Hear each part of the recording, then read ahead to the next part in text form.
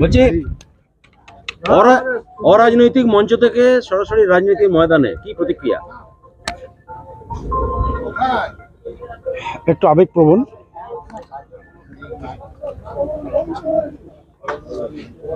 দেখো, আমি ঠিক মানে আমি সব কিছুই দেখো হঠাৎ করে চলে আসা।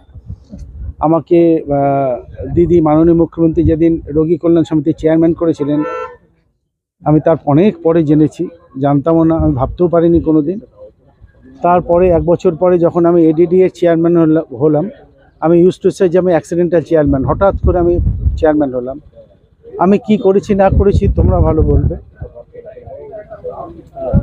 হয়তো কিছু করতে পেরেছি, তার জন্য আরও বড় দায়িত্ব নিলাম এবং আমি খুব আন্তরিকভাবে চেষ্টা করব দায়িত্বটাকে এগিয়ে নিয়ে যাওয়ার জন্য, পালন করার জন্য। একটাই কথা, তোমাদের সহযোগিতা চাই। যে কেন্দ্রে আপনি প্রার্থী হলেন 2011 পর থেকে এই কেন্দ্রে তৃণমূল কখনো জেতেনি, দেখো লড়াইটা কি কঠিন মনে হচ্ছে? দেখো, আমার কাছে দেখো, আমি তো এন্টারপ্রেনার বলে নিজেকে পরিচয় দিই সব জায়গাতে। আমি ব্যাপারটাকে সেইভাবেই নিয়েছি, হারা যেটা যা হবে হবে।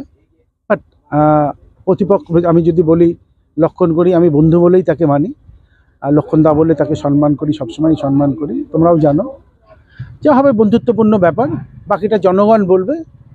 তবে I am ready for everything.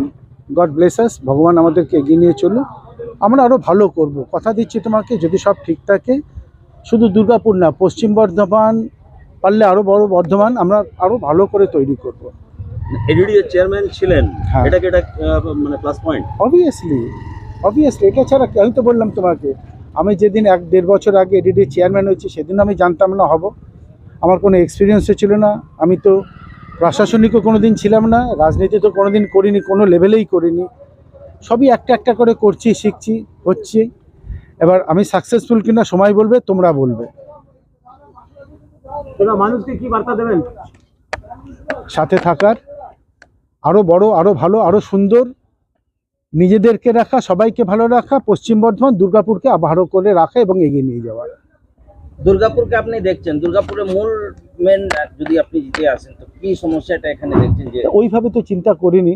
দেখো, অনেক সমস্যা তো সব জায়গাতে অনেক, তুমি বোঝো, আমাদের নিজেদের সংসার, আমাদের নিজেদের পাড়া, আমাদের সব জায়গাতে প্রচুর অসুবিধা সুবিধা, সব জায়গায় সব মিলিয়ে মিশিয়ে হবে। আস্তে আস্তে চেষ্টা করবো ডেফিনেটলি সব ঠিক করার। আর আমি কনফিডেন্ট যে যদি সব সহযোগিতা পাই, তোমাদের সবার সহযোগিতা পাই, ঠিক আছে, যেতে আরও অন্য ব্যাপার, দুর্গাপুরকে এগিয়ে নিয়ে যাব।